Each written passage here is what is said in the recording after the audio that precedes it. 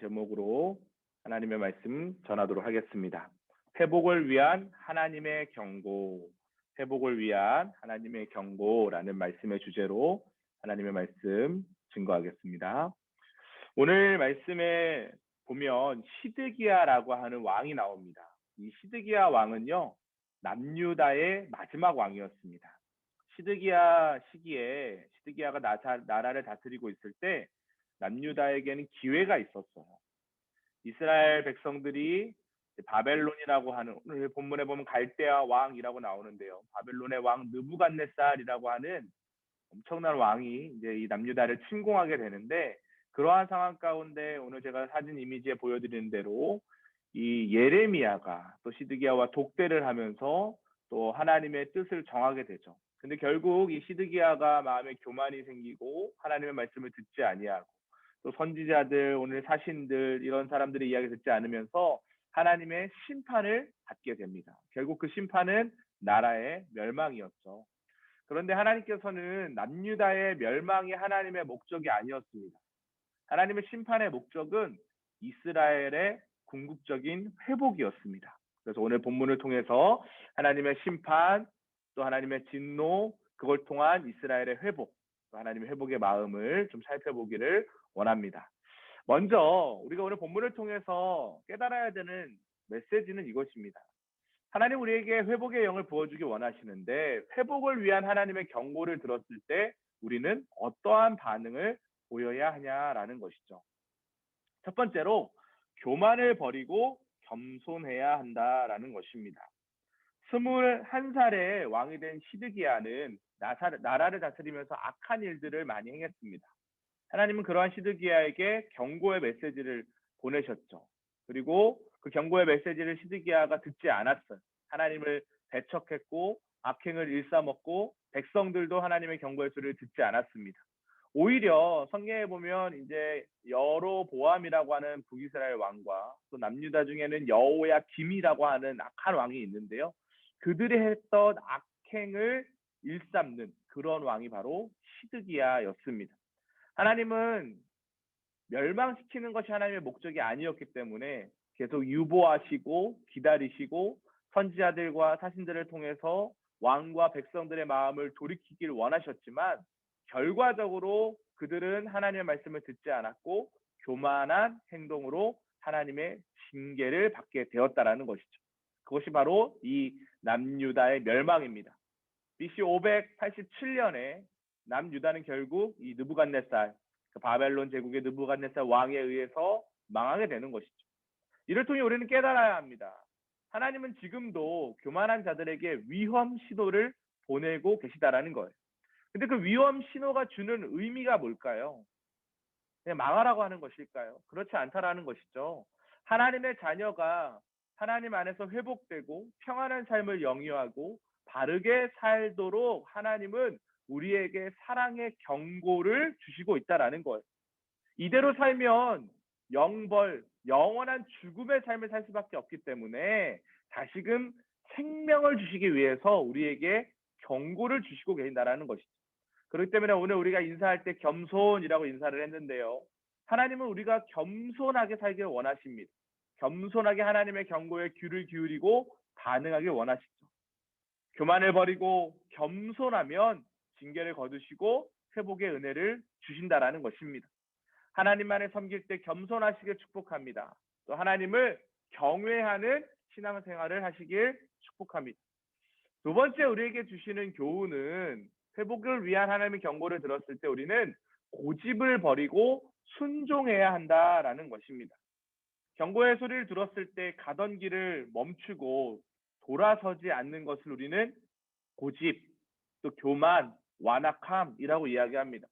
오늘 이스라엘 백성들은 시드기야 왕은 하나님의 경고를 들었습니다. 그런데도 돌이키지 않았다라는 것이죠.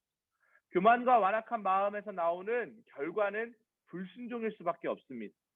우리가 왕들의 이야기를 쭉 살펴봤는데요. 왕들의 이야기를 보면 신명기 역사서의 사관에 의하면, 신명기 역사서는 하나님 말씀에 순종하는 사람들은 복을 받고 하나님 말씀에 불순종하는 사람들은 저주를 받는다. 이것이 바로 하나님의 말씀의 메시지입니다. 순종하면 복, 불순종하면 저주라는 것이죠. 오늘 이 시기의 결론도 마찬가지입니다. 교만과 완악한 마음에서 나오는 삶의 결과는 결국 불순종이었다라는 거예요. 하나님의 자녀는 자기 생각을 고집하거나 완악한 마음을 버려야 한다라는 것이죠. 불순종의 요소들이 나타날 때마다 우리는 방향을 바꿔야 합니다. 방향을 돌려야 합니다. 온전한 순종으로 열매 맺는 인생이 되어야 한다라는 거죠. 마태복음 13장 23절에 보면 하나님의 자녀들이 열매 맺을 때 100배, 60배, 30배, 또 누가복음에서는 30배, 60배, 100배로 열매 맺는다라고 이렇게 기록되어 있는데요. 하나님은 우리로 하여금 열매 맺게 하신다라는 것. 우리로 하여금 열매 맺게 하려 하십니다. 요한복음에도 그렇게 기록되어 있죠. 온전한 순종을 통해 온전한 회개, 메타노이와 하나님께로 돌아가는 이 일을 통해 우리는 열매 맺는 인생을 살아야 한다라는 것입니다. 하나님께서 우리에게 때때로 경고의 말씀을 주실 때가 있습니다. 여러 가지 상황으로 그렇게 메시지를 주실 때가 있어요. 그럴 때 우리는 다시금 방향을 돌이켜서 하나님의 뜻을 이루어가는 믿음의 성도가 되어야 한다라는 것이죠. 세 번째로 우리가 또 회복을 위한 하나님의 경고를 들었을 때 어떤 반응을 보여야 할까요? 하나님의 경고는 거기서 끝이 아니라는 것을 기억하는 것입니다.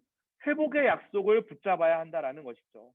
반복된 경고를 들은 백성들은 큰 어려움을 겪었습니다. 왕은 비참한 모습으로 어디로 끌려가요? 바벨론으로 끌려갔어요. 이스라엘은 완전한 폐허가 되었습니다. 하나님의 경고가 현실이 된 거예요. 저는 여기서 중요한 영적 각성을 깨닫습니다. 하나님께서 우리에게 경고하실 때, 반복적으로 말씀하시는 경고하실 때 깨달으면 이러한 현실이 일어나지 않습니다. 하나님께로 돌아가면, 돌이키면, 우리 2021년 표어가 뭐예요? 여호와께로 돌아가라 아닙니까? 여호와께로 돌아가자. 하나님께로 돌아가면 우리는 이러한 경고의 상황까지 자유할 수 있어요. 근데 돌아가지 않아요. 그러면 어떻게 돼요? 그 경고가 실제가 됩니다. 완전한 폐허가 됩니다. 완전한 끝이라는 거예요. 이것이 성경이 우리에게 주고 있는 메시지입니다. 하나님의 말씀에 불순종하는 것은 결국 심판하신다라는 거예요. 그런데 우리 하나님이 심판하시는, 즉 남유다가 멸망하는 것에서 끝났다면 우리에게 소망이 없죠. 남유다는 멸망하는 것에 끝나지 않고 다시금 회복해 되는 은혜를 경험하게 됩니다. 그것이 바로 회복의 약속이라는 거예요. 회복의 약속. 그래서 우리가 예언서를 읽을 때 중요한 문장 하나를 제가 강조했습니다. 심판하시나 구원하신다. 하나님은 이스라엘을 심판하셨어요. 왜요? 하나님의 뜻에 맞지 않는 삶을 살았으니까요. 우상 숭배했으니까요. 거짓이 남용했으니까요. 교만했으니까요. 망했습니다. 그런데 거기서 끝이 아니라 회복의 약속을 허락하셨다라는 것입니다. 또 하나의 약속이 뭐예요? 3장 1절에 3절에 보면 이를 행하시는 여호와 그 일을 성취하시는 여호와 하나님이 말씀하시죠. 너는 내게 부르짖으라 내가 내게 응답하겠고 내가 알지 못하는 크고 은밀한 일을 내게 보이리라. 예레미야서 29장 10절에 보면 70년의 때가 차면 돌아오게 하겠다. 이것이 하나님의 회복의 약속입니다. 예레미야는 그러니까 망함에 대한 예언도 하고요. 돌아옴, 회복에 대한 예언도 동시에 하고 있는 것이죠. 크고 은밀한 일을 보여주시겠다라는 약속을 하고 있다라는 거예요. 이것이 하나님의 계획입니다. 하나님의 자녀가 완전히 회복되기를 하나님은 간절히 바라고 계신다라는 것이죠. 예레미야의 경고는 현실이 되었습니다. 이스라엘 회복할 수 없는 지경에 이르기까지 파괴되었죠. 교만과 완고함, 고집 때문이었습니다. 하지만 하나님은 그곳에서 모든 상황을 돌이키셔서 희망의 빛을 주십니다. 내가 너에게 주는 것은 재앙이 아니다. 미래와 희망이다 라고 주님 말씀하시지 않습니까? 회복의 약속을 믿고 우리가 기도하며 순종하면 황폐되고 파괴되었던 그 땅 가운데서도 다시금 이제 고레스 칙령의 페르시아 왕 고레스에서 칙령이 내려지고 이스라엘 백성들이 귀환하지 않습니까? 1차로 8년에 귀환하면서 스룹바벨과 예수아가 하나님의 성전을 재건합니다. 또 2차로 458년에 에스라가 귀환하면서 하나님의 말씀 부흥을 일으키죠. 444년에 3차로 느헤미야가 돌아오면서 성벽을 축합니다. 이렇게 돌아옴의 역사를 통해 하나님은 회복의 약속을 성취하셨다라는 것이죠. 사랑하는 성도 여러분, 우리들의 삶의 자리 가운데 경고가 들리십니까? 돌이키시기 바랍니다. 반복된 경고의 상황 가운데 무뎌지지 마십시오. 계속 기도하심으로 하나님의 뜻을 구하십시오. 그리고 하나님의 궁극적인 뜻은 회복에 있음을 기억하시기 바랍니다. 이런 놀라운 은혜의 삶의 자리 가운데 하나님은 함께하여 주실 것입니다. 우리가 이 사실을 기억할 때 하나님은 오늘도 이 코로나19의 상황 가운데 힘들고 좌절하고 절망 가운데 있는 상황 가운데 회복의 영을 부어주실 줄 믿습니다. 이런 놀라운 은혜를 경험하는 우리 모든 성도님들 되시기를 주님의 이름으로